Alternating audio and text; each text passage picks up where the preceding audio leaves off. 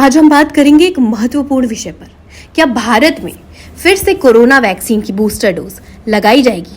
Health experts क्या कहते हैं और मौजूदा स्थिति क्या है? आइए जानते हैं ताजा अपडेट्स के साथ।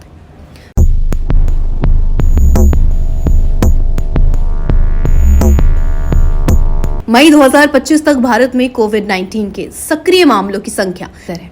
हालांकि कुछ राज्यों जैसे केरल, महाराष्ट्र और तमिलनाडु में हल्की बढ़ोतरी देखी गई है। विशेषज्ञों का कहना है कि कोविड-19 अब एक स्थानिक बीमारी बन चुकी है, जैसे कि फ्लू। इसका मतलब है कि वायरस पूरी तरह से समाप्त नहीं हुआ है, लेकिन अब यह हमारे साथ ही रहेगा और समय समय पर मामूली उछाल देखे जाएंगे।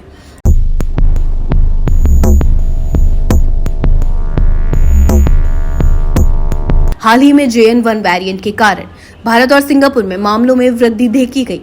ये वेरिएंट तेजी से फैलता है, लेकिन इसके लक्षण सामान्यतः हल्के होते हैं, जैसे बुखार, खांसी और थकान।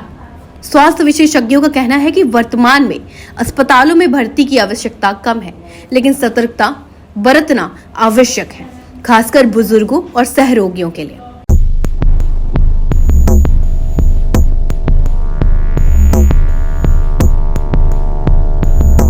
अब सवाल उठता है, क्या हमें फिर से बूस्टर डोज लेने की आवश्यकता है?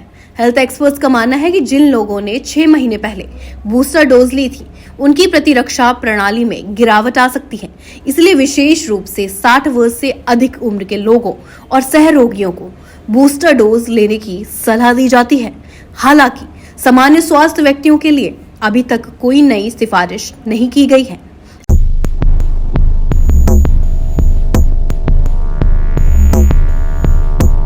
अमेरिका में FDA ने सुझाव दिया है कि भविष्य में वार्षिक बूस्टर डोज केवल उच्च जोखिम वाले समूहों के लिए ही उपलब्ध कराई जाएंगी, जैसे कि बुजुर्ग और सहरोगी। स्वस्थ व्यक्तियों के लिए बूस्टर डोज की प्रभावशीलता पर और अधिक शोध की आवश्यकता है। ये दृष्टिकोण अन्य देशों के लिए भी मार्गदर्शक हो सकता है।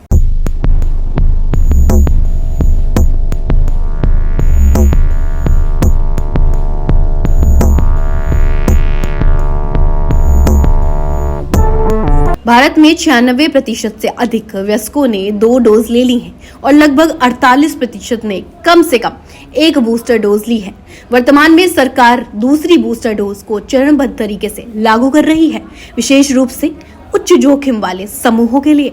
इसके अलावा भारत बायोटेक और सीरम इंस्टीट्यूट ऑफ इंडिया नए वेरिएंट्स के खिलाफ अधिक प्रभावी बूस्टर शॉट विकसित करने के लिए काम कर रहे हैं।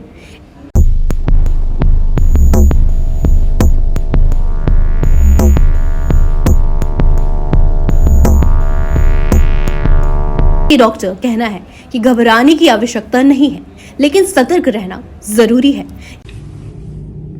कोविड के केसेस में पिछले 1 वीक में थोड़ी बढ़ोतरी हुई है, तो क्या हमें चिंता करने की जरूरत है?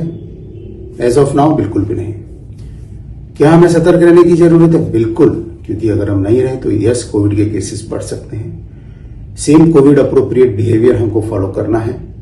जहां भी हम कोई चीज को छुएं, इट इज बेटर कि अपन जो है अपने हाथ को साफ रखें, थोड़ी डिस्टेंस मेंटेन करें, स्पेशली पब्लिक प्लेसेस पे, और जब भी आप घर से बाहर निकलें मास्क का उपयोग करें। अभी जो वेरिएंट चल रहा है ये ओमाइक्रोन वेरिएंट जो कि लास्ट था, उसी का सब लीनियज वेरिएंट JN.1 है। WHO has declared it is a matter of interest, not a matter of concern. Covid has already been declared as endemic. Endemic मतलब कोविड हमेशा होता रहेगा। जैसे आपके यहां malaria, dengue, chikungunya, cholera, typhoid India में है, वैसे ही कोविड भी होता रहेगा। अनफॉर्चुनेटली कोविड की लाइव रिपोर्टिंग है, कोविड की लाइव डैशबोर्ड है, इसके लिए डेली नंबर्स हमको पता चलते रहते हैं। लेकिन dengue, malaria, chikungunya, typhoid, flu, influenza, H1N1 इतनी सारी डिजीजेज हैं, उनका कोई भी लाइव रिपोर्टिंग सिस्टम नहीं है। एंड यही चीज सब लोगों में पैनिक क्रिएट करती है। 200-300 केसेस एक दिन के अंदर पूरे इंडिया में बिल्कुल भी चिंता की बात नहीं है, लेकिन हमको सतर्क रहना है ताकि हम कोई भी तरह की गलती भी ना कर बैठें, जिससे कि हम आगे अपने आप को स्वस्थ रख सकें। सो सतर्क रहें, कोविड अप्रोप्रिएट बिहेवियर का पालन करें, लेकिन किसी भी तरह का पैनिक न क्रिएट करें और न करने दें। लोगों को भी बताएं कि एज ऑफ नाउ डरने की जरूरत नहीं है, लेकिन सावधान रहने की जरूरत है। यदि आप 60 वर्ष से अधिक उम्र के हैं या सहरोगी हैं और आपकी पिछली बूस्टर डोज को 6 महीने से अधिक हो गए हैं तो बूस्टर डोज लेने पर विचार करें। साथ ही मास्क पहनना, हाथ धोना और भीड़ भाड़ वाले स्थानों से बचना अभी भी महत्वपूर्ण है।